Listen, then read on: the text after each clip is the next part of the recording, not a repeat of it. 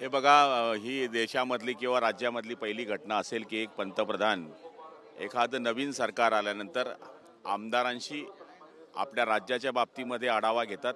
त्याचबरोबर राज्याच्या करता काय केलं पाहिजे, व केंद्रीय योजना असतील, राज्य योजना असतील, निधीचा विषय असेल, या बाबतीमध्ये चर्चा करतात. मला तरी असं वाटतं की माझ्या 25 वर्षाच्या आमदारकीच्या काळामध्ये ही पहिली वेळ आहे की पंतप्रधानाबरोबर आमच्यासारख्या कार्यकर्त्याला बोलण्याची संधी मिळते आहे. तुमच्यावरती विशेष लक्ष असेल का? कारण पाणी प्रत्येक घरापर्यंत पोहोचण्याची जबाबदारी पंतप्रधानांनी उचलली होती आणि तुमच्याकडे तो विभाग आहे. त्यामुळे निश्चितपणाने आपण सांगितलेली गोष्ट सत्य आहे की पाणी पुरवठा ही सगळ्यात महत्त्वाची बाब असल्यामुळे फक्त आपल्या राज्यापुरता हा विषय नसून पूर्ण देशाचा विषय आहे. त्यामुळे आपल्या राज्यामध्ये सध्या योजनांची स्थिती काय आहे, किती गावांपर्यंत पाणी पोचलं आहे, की पुढचं प्लान कसं आहे, निधीची कमतरता आहे का, या सगळ्या गोष्टींचा विषय मला तरी वाटतं की त्या ठिकाणी विचारला जाईल आणि मी ती तयारी करून रेडी आहे.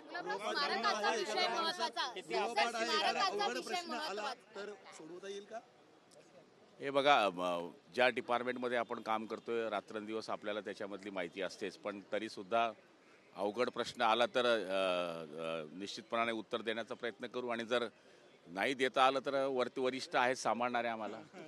सर, स्मारकाचा विषय चर्चेत आलेला आहे. उद्धव ठाकरेंना हटवावं अध्यक्षपदावरनं बाळासाहेब ठाकरे स्मारकाची अशी मागणी केली जाते, मात्र आदित्य ठाकरे या स्मारकाच्या अध्यक्षपदी आहे. बस, स्मारक हे शासनाने केलेलं स्मारक आहे, हे कोणत्या कुटुंबाने केलेलं स्मारक नाही आहे.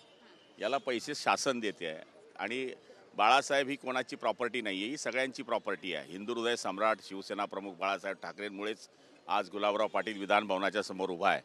त्यामुळे मला तरी असं वाटतं की ते स्मारक सगळ्यांचं आहे.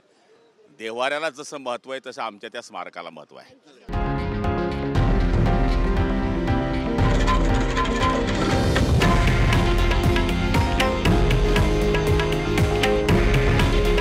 हे आहे देशातील नंबर 1 न्यूज नेटवर्क आणि आपण पाहत आहात TV9 मराठी. काळजी तुमची, हित महाराष्ट्राचं.